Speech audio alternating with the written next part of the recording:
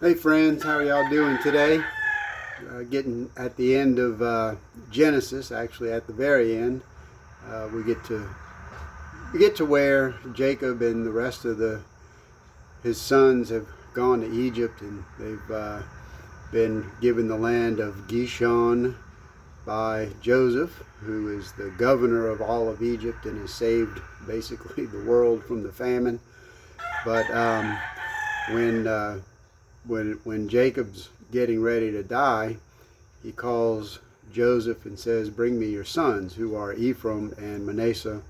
He said, "Let me bless them." And so he's getting ready to bless them, but his right hand, Jacob's right hand, is on Ephraim, who was the second born son, not the firstborn. And Joseph's getting ready to switch these hands so that the firstborn son gets the right hand blessing, as the tradition goes. But Jacob says, "No, this is God's way."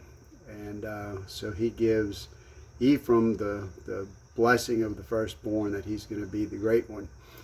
And we see again, after Jacob passes away, in the last part of last chapter, uh, Joseph's brothers come to him and they say, "We're worried that something's going to happen to us because we did bad things to you." And he says, "No, that was God's will. It's God's way." So the Genesis closes out with us learning that God's way is the way, and we have to understand that.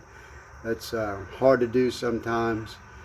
We all need to be prepared for what God has called us to do, but we can't decide what God's called us to do. God has decided what he has called us to do. Some will be priests, some will be teachers, some will be prophets, some will be evangelists, whatever your calling may be, but that's God's decision.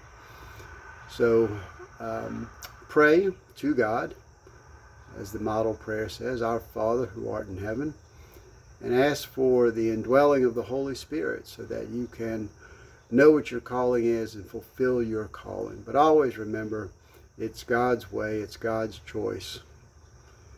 Y'all have a good day. Talk to you soon.